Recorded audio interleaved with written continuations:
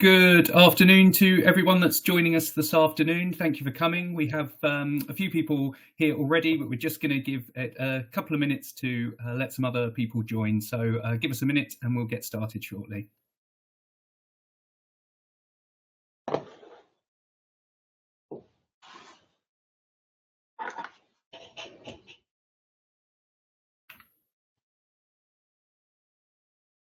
It would be really interesting just to find out the breadth of where people are coming from today. If you wouldn't mind, well, we're just hanging on for people to join.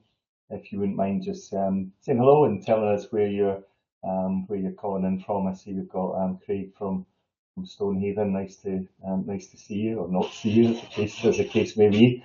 But New Forest and Cambridge. So far, we usually get quite a nice breadth across the country. We're in Nottingham. I'm in Nottingham at the moment, and yes, it was pretty miserable this morning, but it's brightening up a little bit now. Damp Oxfordshire as well.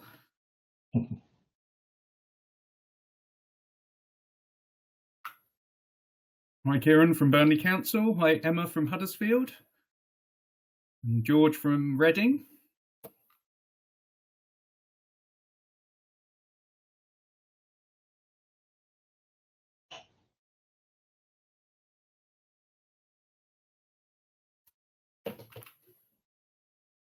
Super. So shall we get started? Yeah, so hello everyone. Just to give you a bit of an introduction, my name's Rowan. I've recently started with Jupiter as the marketing manager, so it's really exciting to be here, to be getting involved with everything that they're doing. So just a little bit of housekeeping to get us started. If you are having any problems with the feed or anything, we found that Microsoft Edge or Google Chrome are the best browsers to use. So you've got time to jump out and come back in if you are having any issues. We've obviously got the chat that you're already all using. So by all means, throughout, keep the conversation going. And we also have the question and answer feed as well. So if you do have any questions, just drop those into the Q&A box that we have on the right there. We also have at the bottom our call to action, which will take you to the core landing page. So that is part of what we'll be talking about today. So by all means, have a look there and see what you think. So we're joined today by Michael, our Managing Director, and Caitlin, Business Development Executive for Jupiter Play and Leisure. They're going to be taking you through the presentation today. So Caitlin, Michael, would you like to introduce yourselves? Yes, absolutely. I know I recognise a lot of names here, so a lot of people know me already. But for those that don't, I'm the managing director and owner of Jupiter Play. We set up in the front room of our house almost 25 years ago. We'll be 25 next year, and I've been in the industry now for just over 30 years. Really interesting topic today. I'm married. I have two teenage children. Really frustratingly, none of whom are particularly interested in sport, and so getting them active is always a challenge. So I've kind of seen this, and that's quite frustrating. I actually have a background very much in sport. I competed for Scotland and for 5 Commonwealths in fencing. And so I've always grown up as kind of being active and sporty in a sports hall. So to have two teenage kids that are not interested really was a bit of a challenge. So they've really kind of helped me kind of I suppose form some of the ideas that are here today. So yeah, it's a subject that's really I'm quite passionate about, and I'd like Caitlin really to just introduce herself, and we'll get started on the presentation. Hello, good afternoon, everyone. Yeah, it's really nice to see so many of you here today, and even some names that I recognise as well. So I'm Caitlin Butkavichis. I'm the Business Development Executive here at Jupiter Play, and I studied Interior and Spatial Design at the Glasgow School of Art, and I have an interest in how people and different users interact in different types of spaces. And I was also a sporty teenage girl myself not so long ago, so I can massively relate to the subject matter today on a personal level. So I'll just crack on and introduce today's session. So welcome to the webinar on CORE, and I'll run through some of the learning outcomes of our presentation today. So first of all, what are we missing? Then we'll speak through what are the issues faced by teenage girls, what does better design look like, and also introducing the CORE. So first of all, what are we missing? So I want to start by asking everybody to think of their own local parks or a play park that comes to mind and ask ourselves what's actually missing from it. So what provision does it currently have? What provision is missing? Who's using the park at the moment? And who do we want to see using it more? So it would also be good to kind of see some suggestions in the chat box if you have any, and yeah, get some engagement in that way. And a good place to start to introduce this topic is with the book Invisible Women. So again, just out of interest, has anybody actually read this book before? If you have, feel free to pop it in the chat. It would be good to kind of get an idea of how many people on the call today have read this book.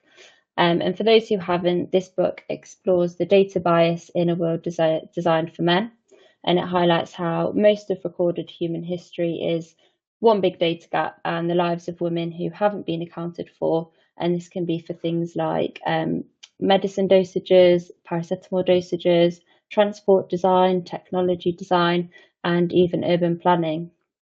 And it speaks about the consequences that this can have on women's lives daily as well, both the minor ones and the major consequences as well. So I'd really recommend this book to anybody who is interested in this topic. And so I've just touched on there that data is super important in understanding the needs of different user groups. And by having data that accurately represents the experiences of all women, men, boys and girls, it's crucial for creating evidence-based solutions that promote gender equality in design. So it's really sad to see here that only 13% of countries dedicate a budget to gender statistics, and we can only hope that this starts to change, especially now that the topic of gendered design is becoming more and more progressive in today's world.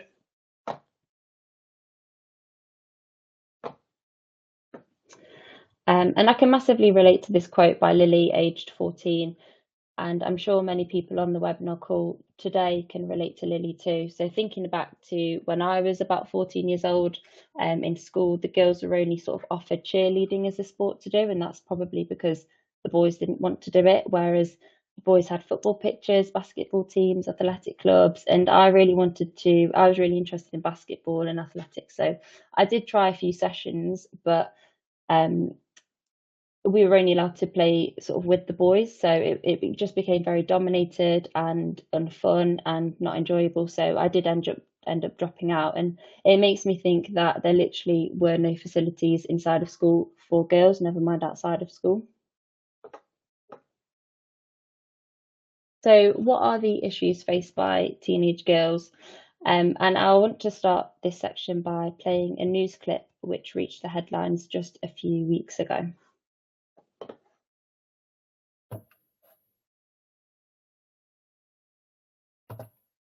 Girls are being designed out of parks in the Northwest, according to a report today which says 88% of those using parks are boys or young men.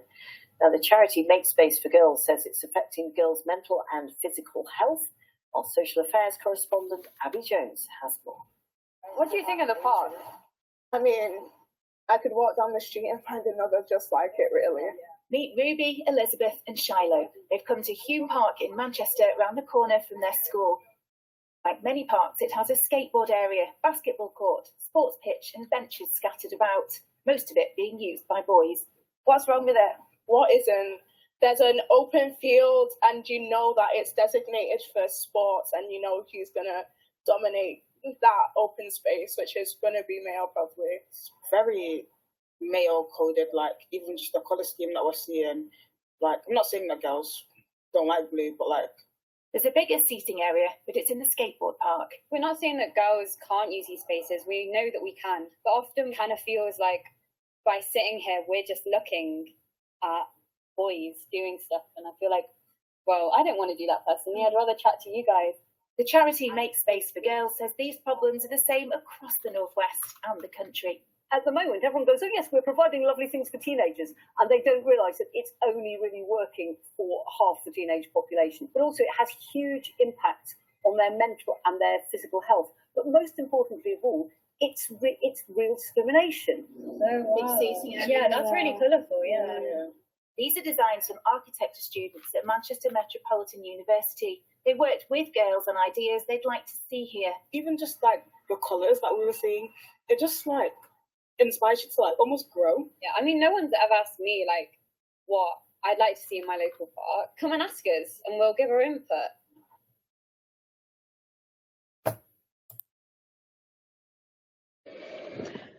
So we can see from that clip that we do have a big problem here, and it is a deeply rooted problem, and we need to understand the wants and needs from teenage girls themselves. So the current go-to options for teenagers are very traditional, and individually they all offer something unique and they are all very specialised. However, in general, the audience that they're aimed at is mainly males and mainly sporty males, and they can become quite dominated by those users. So there just aren't enough options or enough variety here for other teenagers, such as teenage girls, and for those who aren't necessarily sporty but still want something to do that's fun and that's free, and somewhere that they can feel comfortable hanging out in their local green spaces. So what are the consequences from this?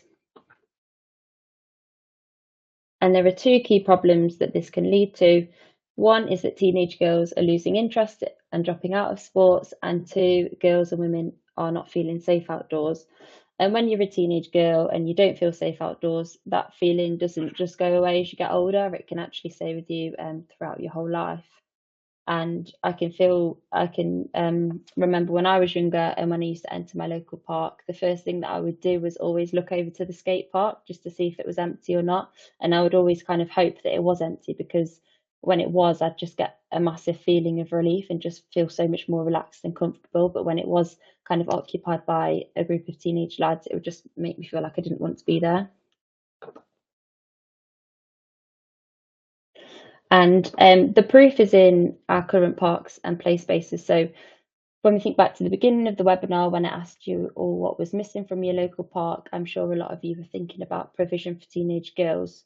So girls are literally being designed out of sports because there's no other option for them. So we must bust the myth that teenage girls drop out of sports simply because their priorities change. And this is not new news. So this is just a short clip which talks about the issue in 2005, which is almost 20 years ago.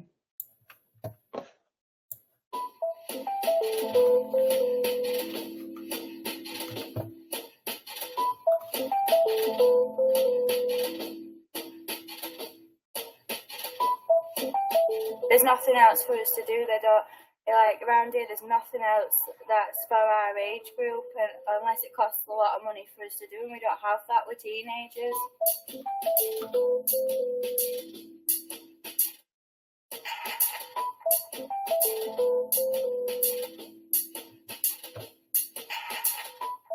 You can't even fit in most of the stuff because it's just too small and it's not made for us. Even though you might want to have a go on it, it's just not made for us, so we can't exactly fit in it.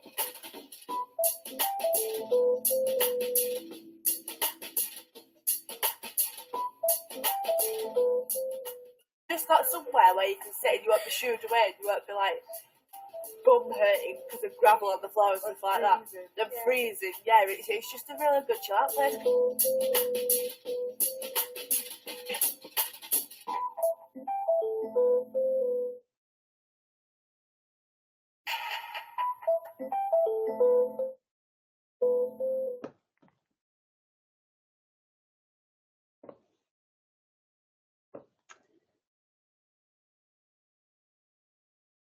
And it's really great to see the amazing work and research and campaigns and all the workshops that are going on in this area to really elevate the conversations around this topic. So I guess we must take some time to applaud Make Space for Girls, Women in Sports, and Yorkshire Sport Foundation for not only the hard work that they're doing in this area, sort of to strive for change, but also for collecting and providing the data which will inform future design decisions.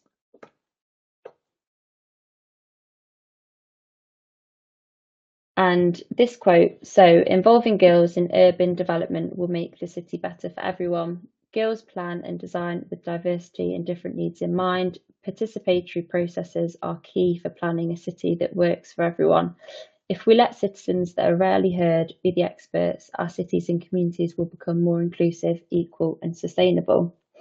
And this quote really summarises what we're really wanting to achieve and what we want to happen within this space.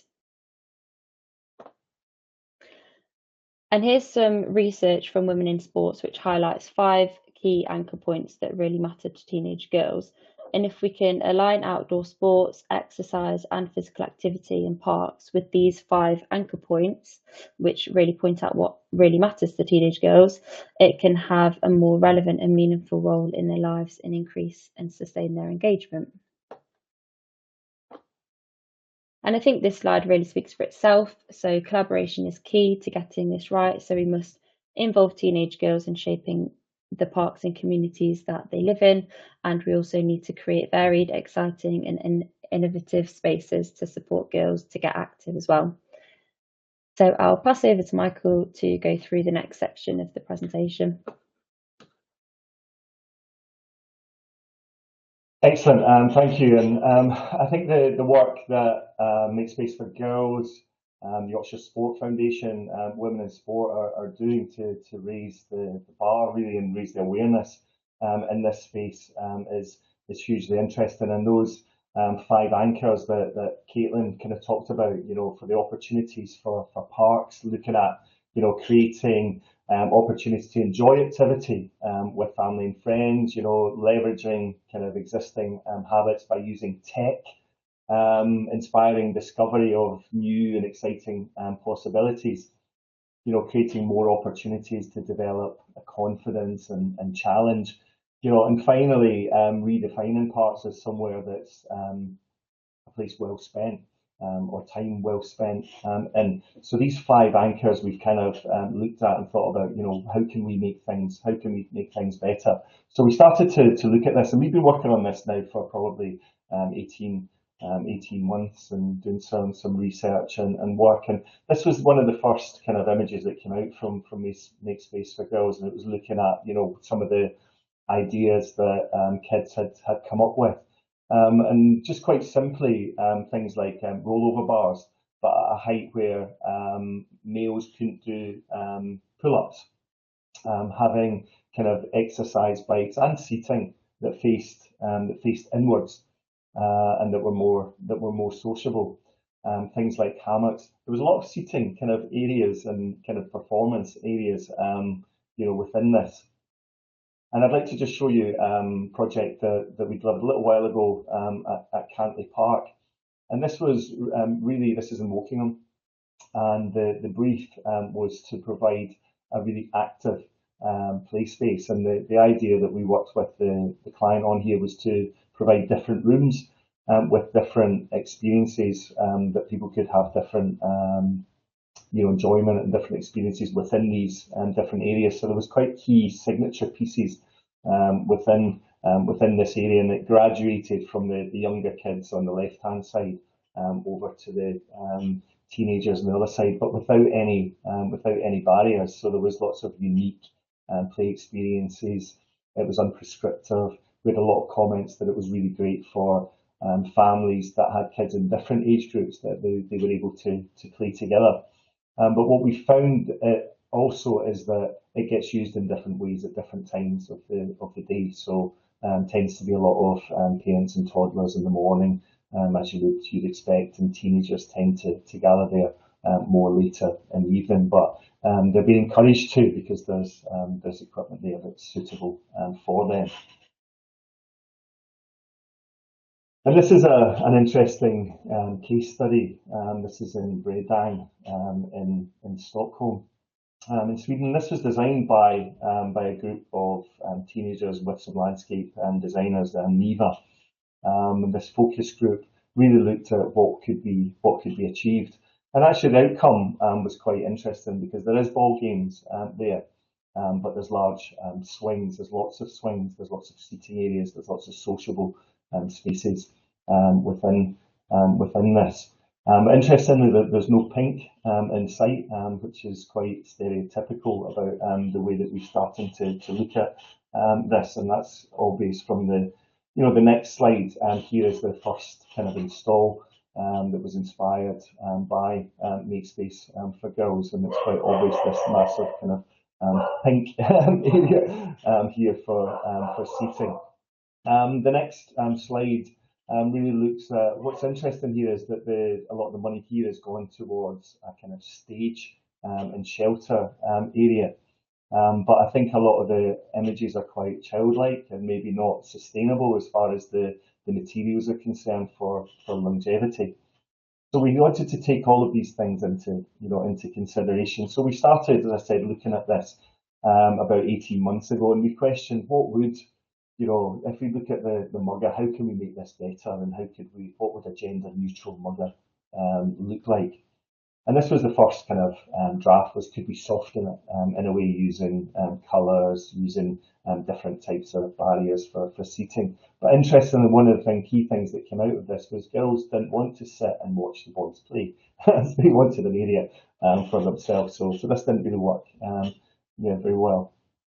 The second area way that we looked at this was how do we break up that space. If you've got a kind of MUGA area and you still want to have ball games in, how could you divide that space into different areas? Because a lot of MUGAs tend to get used by 3 or 4 kids playing in one goal mouth, and other groups don't want to play. So could we accommodate different groups with different interests within a site? So that's how we started to develop the themes around this and how we looked at this. So yeah, we've then come full circle and we've looked at, okay, core, how do we really activate a space? And this really started with attending workshops and consultations, and we attended a lot of workshops with Make Space for Girls, Urban and Civic, major land developer were involved in this, Bradley Murphy Design, leading landscape architects, and really talking to teenage girls themselves to find out, what is it that they want to do, what's going to make them more appealing, safer maybe, and that they can do more in. What was really interesting though, that out of that was that the teenage girls didn't know what they didn't know.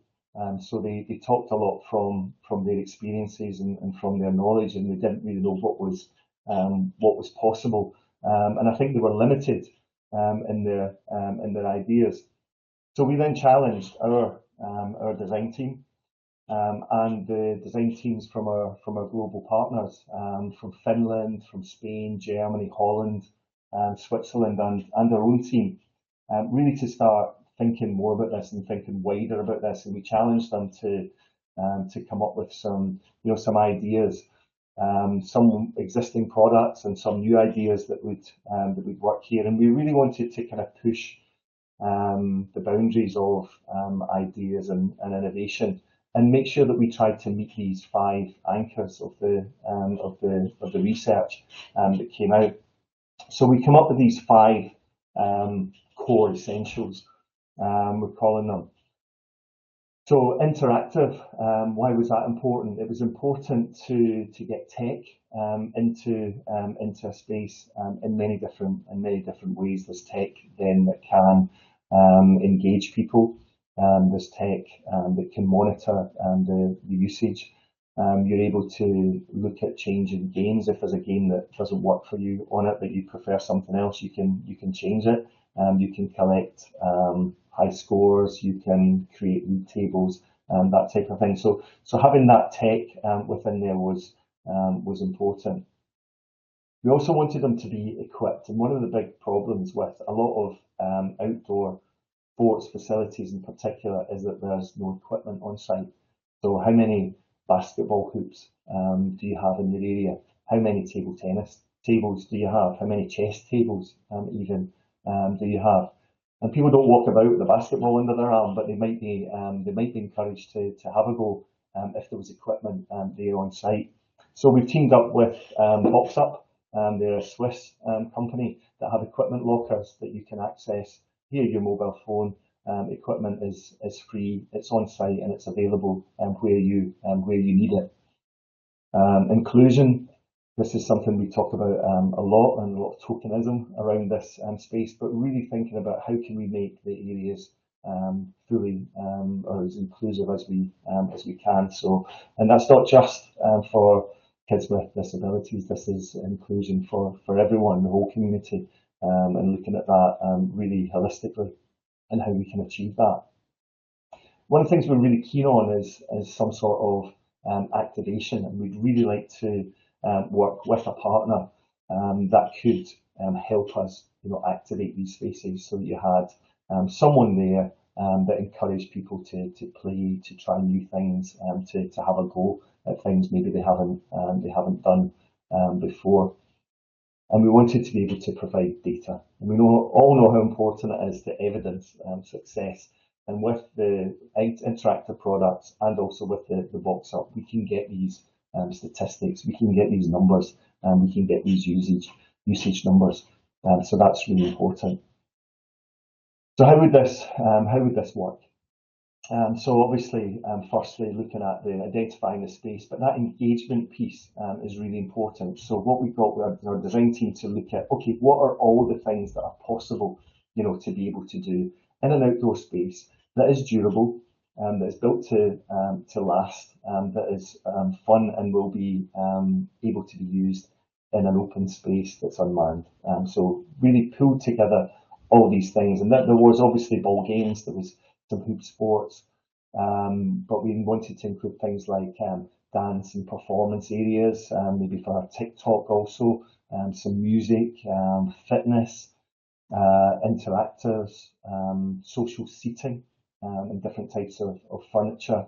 And then there was lots of other things. Okay, what else could we come into that would also help people be more physically active and more engaged in their communities? So we've actually come up with just over 45 different modules, and this is still growing, where people can start to look at this and see what it is that they want. So the next slide's a little bit crude, but our intention here is to have a jigsaw puzzle type tool for consultation, which will show a photograph of the equipment on one side. On the other side, you will have a plan. So it'll be a scale plan with a QR code that will take you to a video of the equipment. So you can start to visualize and see what is possible and what the possibilities are. It gives you the ability to discuss things. No, that will never work. I never like this. I hate this. This works. This doesn't work. And start to build up some ideas into your own space. And this can be built up in this way. So we start to look at the areas being, suitable for all abilities, without any barriers, unique, active experiences, adaptable spaces, non-prescriptive in its design, having different zones and different activities. And key thing really is being designed for your communities. We've got this ability to phase an expansion, so you can start smaller, you can gradually get bigger and bigger as you choose more equipment.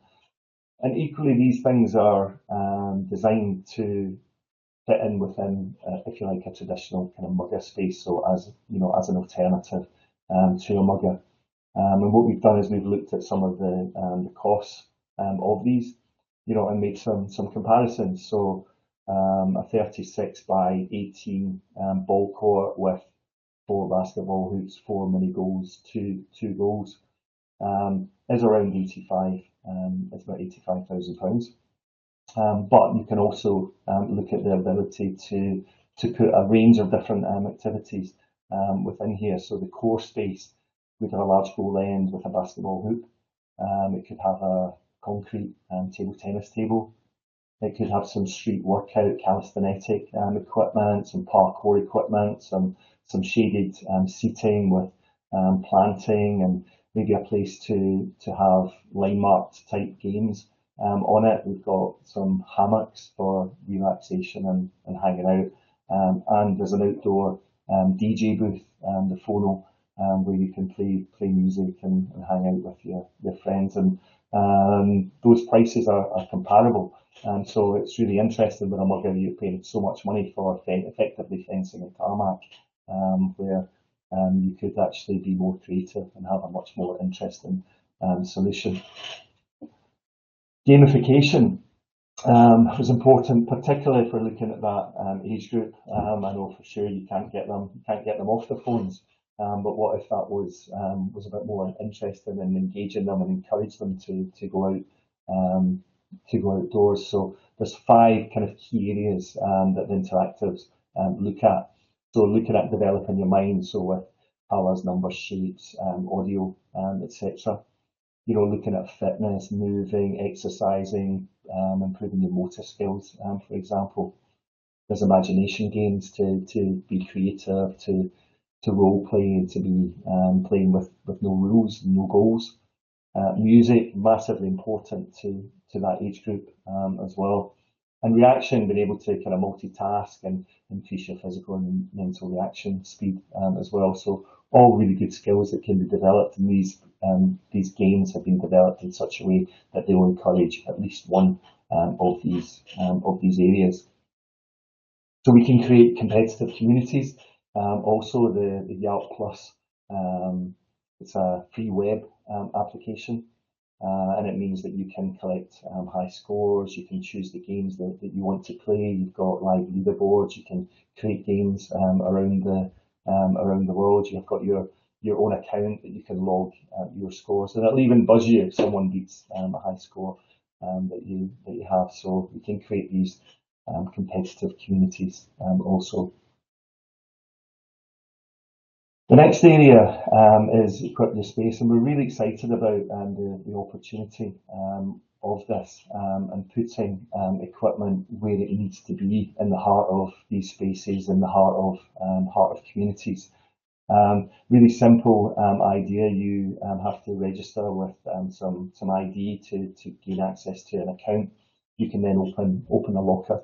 You can see what's in the locker because you just it's a perspex. You can see what you're getting. And then you put it back after 2 hours, and you take a photograph of it going back, and that goes back to prove that you've put it back. The equipment, everybody says, oh, everything's going to get stolen. Yeah, that's absolutely the first question that comes for everybody. But in the experience of this, people use it, and we hardly ever have any issue. In fact, 12 of these have just gone into Belfast, into really deprived areas, and they've had one instance, and the instance actually was that the equipment was broken. It was snapped rather than it was stolen. So that's a really good. It's a really good sign. There, the equipment isn't expensive. It's cheap equipment. The idea really is to give people the opportunity to try something new and to get active. So that's interesting. And the ability to customize the space, and obviously we've come up with this kind of concept, pill-shaped kind of design, but this could be anything. Really, it could be different areas that are placed across a park. Obviously, the colours can be chosen, the segments can be chosen. As I mentioned, there's over 45 choices at the moment, and we're still learning here. I'm sure that there'll be certain one that will go, actually, that never works, or that never gets chosen, or whatever it is. So I think there might be things that we've missed, even though we've got a choice of 45 different spaces. So we're really excited about the possibilities. And this is one taking a lot of the research from girls in particular, and looking at what a space made specifically, taking all of these factors into consideration, could look like. So we have areas to hang out at different heights. So you have a hammock and different rope kind of areas that you can look at. There's some comfortable seating. in a shape where people can sit facing each other. And it's not always looking into the space. Sometimes actually looking out of the space is much better for girls. There's a performance space there. There's a massive big dish roundabout, which we found has been really popular with teenage girls. There's the DJ booth here, which is a functional musical shelter where you can put your own music on and you can do all the effects of a DJ booth. So very creative. And an area there with the spiral where kids can just hang around and try new things. So interestingly, just lots of different options available here. And the next couple of slides really just show what an area could look like within a park. And just interested just to have some thoughts on these.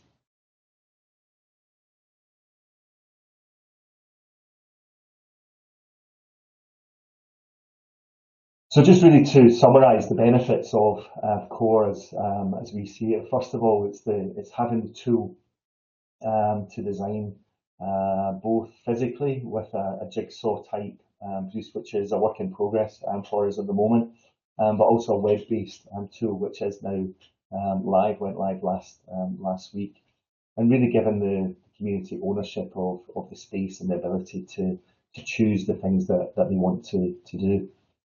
The use of interactives show a real return on investment, and what's really interesting about the interactives is they've shown they've massively increased dwell time in the areas that they've been in, which is great, not just for physical activity and increased well-being.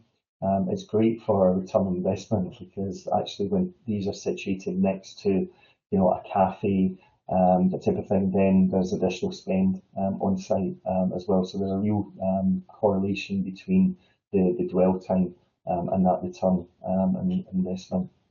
The range of equipment through our global partners. So we're very lucky in that we're not tied to a brand. We have a number of different partners that we work with, all really good at different things. So we've really tapped into that knowledge and that expertise to create a truly diverse range to cater for pretty much any need. And the core can be ever evolving and added to, and this is not just true of what we've got at the moment. It can be built up in different segments. It can be different segments created throughout a park, but equally we'll continue to evolve based on feedback and based on our experiences and the experiences of the users and communities. And with games that are able to be changed on a regular basis, and equipment that's able to be changed on a regular basis, that's really important because people get to try new things. Something's fresh and new when they visit site again. So there's lots of real benefits within that. So just to maybe to summarise here, that we don't always need to know how a girl thinks. You need to ask them what they like to do and actually show them the possibilities.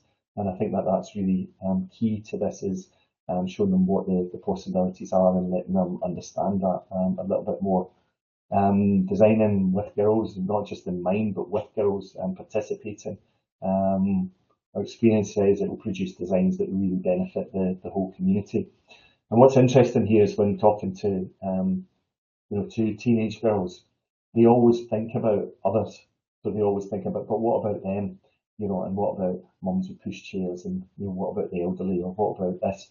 Whereas when talking to teenage boys, they're very focused on what they like to do. So there's a real benefit of involving girls in the design process. And the key thing here is I think we need to rethink what it means to be active. And one of the key challenges that we've found is that a lot of the funding that's coming in from Sport England, Football Foundation, is for MUGAs. And the funding seems to be available for this new play park process, which is about more active MUGAs with 3 sports. We fundamentally think they've got it wrong. And I think it's about getting communities more active. It's not always about sport. And I think we're finding that from both Yorkshire Sport and Women in Sport and looking at, you know, engaging people to be more active generally, and then eventually that may lead to a sport focus. So really thinking about just being outdoors and being more active, I think is really key to the development of, you know, really good spaces. And just a final kind of thought which came out of the Park Watch report, which I thought was staggering. Most parks have more facilities for dog waste than for teenage girls, which is quite astounding, really. So our final slide is that we're at the start of a journey here, and we'd like you to be part of this. We've just created a LinkedIn group where we would like to, you know, share ideas and share good practice, come up with different things, and really have that input. And I think this is a learning curve for us all moving forward. So, you know, we'd love for you to engage with us. So feel free to scan the code that's on the screen. That will take you to our LinkedIn page and join the conversation. Yeah, as I say, we don't have all the answers. I think we have some, and I hope you've enjoyed our presentation today. We're really interested in your feedback and your questions. And I see there's been a lot of kind of chat, which I haven't read, obviously, as I've been presenting. So I would like to just scan through that, but really happy to take any questions that you may have at this time. There is a couple of things. Thank you, Michael and Caitlin, for that. That's been really interesting. I hope everybody on the webinar has found something useful from that. I was scanning through the chat as you were talking, and I think one of the things that came up was a question about the colour palette. A suggestion that maybe we'd chosen masculine colours for the concepts that we'd put out. I think that it's fair to say that this is actually very adaptable. So the colour palette we have chosen for these concepts might not be ideal for girls, but really it's up to the community and to the client themselves to choose a colour palette that fits with what they're most they think most appropriate. We also had another question on cost as well, which obviously Michael touched upon, but I think looking at the comparison between the MUGA and the core option that you could get for the same price, I think is just really telling. At the moment, what you're putting in is, you know, a football provision or sports provision. For the same price, you can get that and a lot more.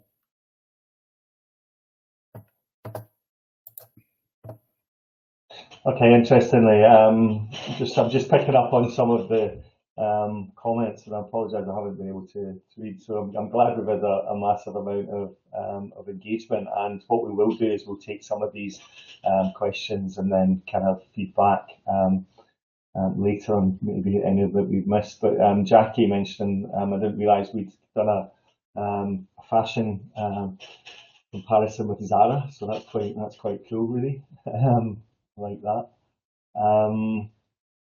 Someone mentioned lighting, and I think this is massively important as far as safety is concerned. And we haven't touched on lighting, although it was in one of our 5 key trends this year, where we really talked about lighting in playgrounds.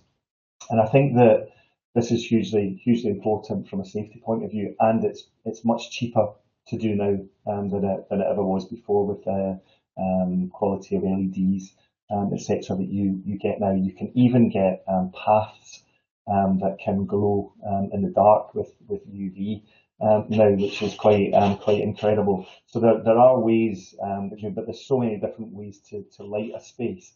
You know, I think that it would be very site specific on what would work. But yes, I think that's probably one of the key things that needs to be part of the discussion. I'm not sure who mentioned that.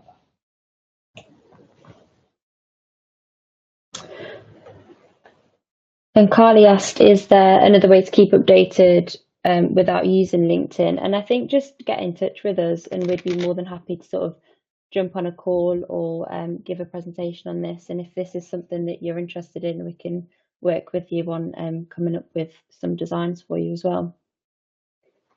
Yeah, Tim's asked, are the colour schemes set? So no, I mean basically you can choose the colours that work for you.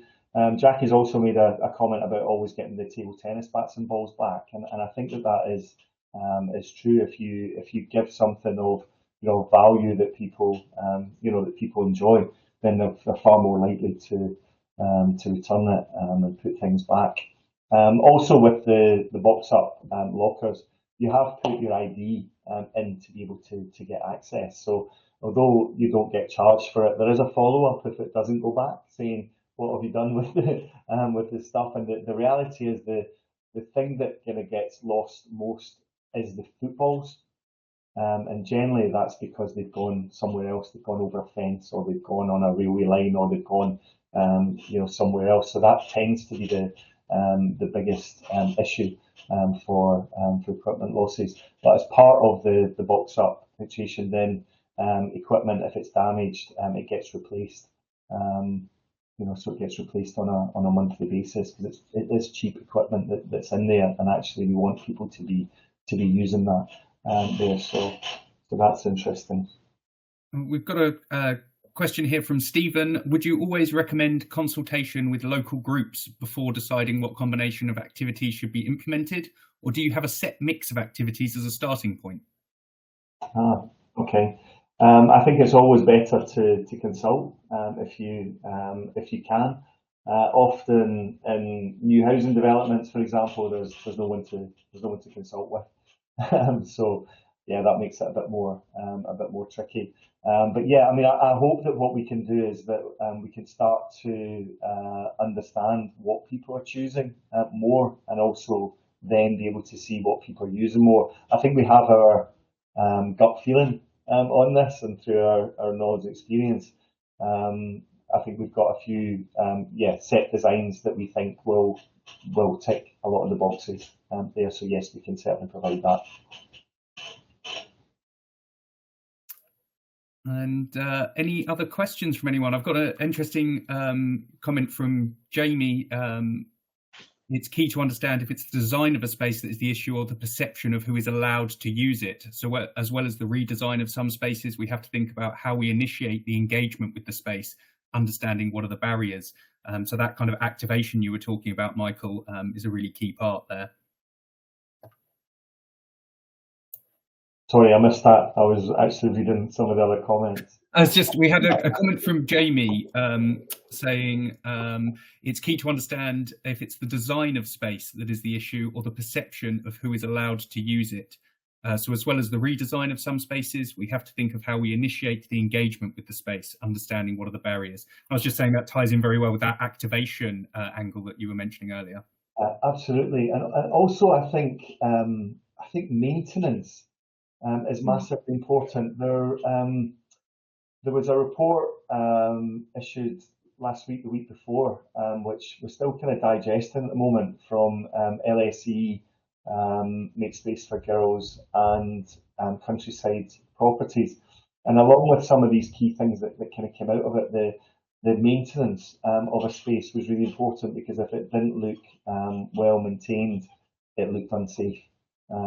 So that was a key thing as well. And this is something that I think local authorities really need to get a grip of as far as budgets are concerned, because it always seems to be the maintenance budgets that get pulled and pulled and pulled, and the capital seems to be available. And I think it's just nonsense. You can buy a car and not service it every year. And a playground or a facility like this is absolutely essential, to have it well maintained and looked after.